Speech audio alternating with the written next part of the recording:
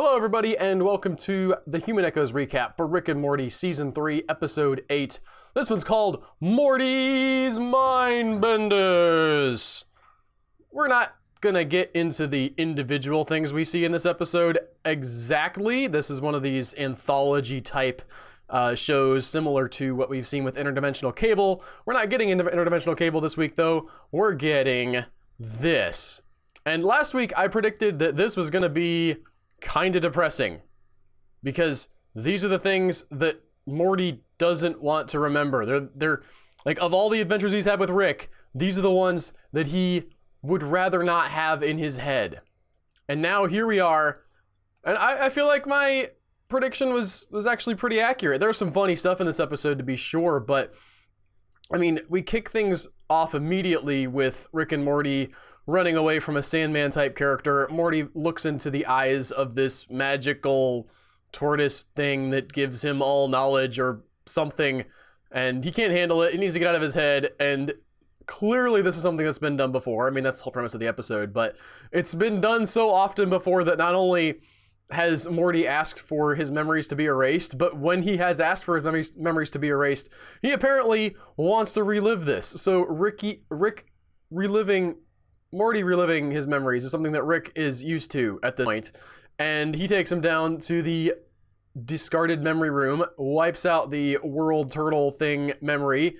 Great little Stephen King idea there, although it might be a Sandman reference too. I haven't actually read Sandman, it just made me think of Stephen King. And Morty, being the curious soul that he is, wants to know, what kinds of things did I not want in my head anymore? And why can't I remember not wanting them in my head? This is pretty horrifying. And he starts putting some of these memories in his little memory cap that Rick gives him, and I mean, we see some pretty bad stuff. We see Morty get people killed. We see Morty get people sent to literal hell. That's not a fun one. We see Morty jacking off an alien that he thinks he's torturing. Maybe more of a fun one than some of the other ones, but for Morty it is a little bit disturbing. And most importantly, we see Morty being rejected by his mother. Morty 100% finds out which favorite his mother has. If she had to pick which one of my kids dies, she knows in a heartbeat which one it is, and it ain't him. It's Summer. That's a bummer. That's a hard thing to deal with, that your mom loves you less than your sister, and by a lot. By a significant enough amount where it is not even a difficult choice to make. And so he's had these kinds of memories removed, and that in and of itself is bad enough. But then he finds a different kind of memory that has been removed from his head. And here's where we get into like the really weirdness of the episode, the squickiness of what we've seen, because Rick and Morty's all about the cruel universe, right? And how life just sucks and it's not fair, and just there's the coldness, the cold equations, if you will, of the world of Rick and Morty. But what we get later on, a little bit later on in the episode, is something worse, because we see things that Rick has decided to erase from Morty's brain without Morty's permission. And it's not like they're horrifying secrets that if Morty knew them, the universe would end. They're not like terrible things that would drive him insane. It's just bad stuff about Rick. Not even like horrifying, embarrassing stuff. Just Rick using the wrong word. Finding out that Rick has been saying take it for granted this whole time instead of take it for granted. Or Morty beating Rick at checkers. I'm sorry, not even chess. Not even chess. Checkers. Apparently Rick is bad at checkers. The brilliant mind that could construct Pickle Rick could not beat Morty in a checker game. And as if like that's not bad enough, he's also willing to erase that from Morty's memory. That's some messed up stuff. And it leads Morty and Rick to get into this scuffle, at which point both of their minds are erased almost entirely. The only thing that Rick has left is that Men in Black 2 is a mediocre movie and a cash grab. You reduce Rick Sanchez down to his essence, down to the core of who he is. And at his baseline, with all of his intelligence and all of his knowledge stripped away, he's a man who knows that Men in Black 2 was a soulless cash grab. That's some interesting stuff. I think that's a weird insight into Rick's character, in addition to all the other insights into Rick's character we get in this episode. And so Mind-Wiped Rick and Mind-Wiped Morty are interested in figuring out what's going on. Now that they don't have any idea who each other are or what their backstory is, they figure out it's some kind of memory storage room. Morty starts reliving these memories, and he starts seeing some pretty terrible things. And not even just terrible things, but just an insane amount of stuff that has been wiped from his memory by Rick for one reason or another. And you kind of see him start to go a little bit crazy. It's not any one of these memories, right, was bad enough for him to want to have it removed. And here we have all of them at once, and he doesn't have any context for them. He's just experiencing these horrifying things and or unflattering things about his grandfather over and over and over again in just this massive montage. I mean, at one point we see Mr. Poopy Butthole proposing to Marty. By the way, what a weird return for that character. It was that guy's got to come back at some point, right? I feel like that's a boomerang. It's got a wide arc, but at some point Mr. Poopy Butthole has to show back up and play a part in the show. That's just me. I don't know. But there's this sense, I mean, we've seen Evil Morty, right? Especially, I think last episode we saw Evil Morty. We know that that's a thing that can happen, that has happened.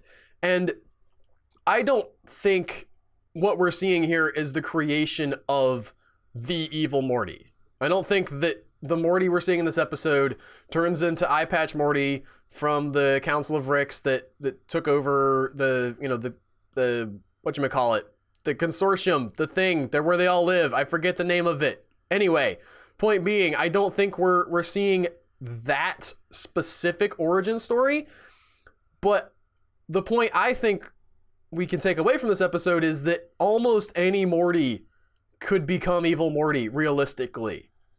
Like, there, at any moment, any one of these events could turn Morty into Evil Morty. Evil Morty has a good reason for being Evil Morty. And frankly, the surprise is not that this Morty hasn't turned, it's that why isn't every Morty Evil Morty? I know Morty's supposed to be the dumb one, but we see that Morty's disillusioned. We see that he's becoming less and less enamored of what Rick is and his intelligence. He understands that isn't everything, and that Rick's nihilism is sort of a detriment to his humanity. And so we've seen a lot of these types of scenarios where you could say this is how Evil Morty becomes Evil Morty, or this is how Evil Morty becomes Evil Morty. And really, I don't know that we need to know the specific answer for the actual Evil Morty, because there are so many possible answers. There are so many good answers for why Morty wouldn't want to continue being Rick's lackey, and why he would want to put an end to this endless, horrifying cycle that he's living throughout the multiverse. But that's not what happens in this episode. Eventually, Summer comes in, finds them all messed up. She's dealt with this before. Rick has primed her with instructions for the various possible scenarios of what could go wrong in the memory wipe room, and she puts everything right. She has a card to deal with this exact kind of situation. I love that she doesn't follow the instructions. She almost does. There's 10 steps that she follows to get them back to their memories. Puts on interdimensional cable. There's a great joke about house hunters and people literally hunting houses. But she hangs around in the room. The last instruction, number 10, is leave the room after you restore our memories. And Rick and Morty get mad because they think that Summer let them fall asleep during interdimensional cable, and they just lay into her. They just tear her a new one. And Summer just kind of sits there. Speaking of Evil Morty, like, I think there's also got to be a universe where Evil Summer happens. Maybe it already has. Maybe this is Evil Summer. I don't know. but just takes this, and it's almost depressing because she's obviously dealt with this kind of abuse before, and taken this kind of flack from them. I did not love how this episode made me feel about Rick Sanchez, and that may be a weird takeaway, right? Because we know that Rick is kind of messed up. We know that he's a very imperfect, flawed man. That he sees the world. I mean, he's a nihilist. He sees the world in black and white. He knows that he's always right, and it's like that's cool with him. He thinks it's great that he's always right. And I didn't like the version of Rick that we saw in this episode. This is pure distilled negative Rick, as far as I can tell. And I think that the interesting thing here about the show is that there's a lot of different ways that you can interpret Rick.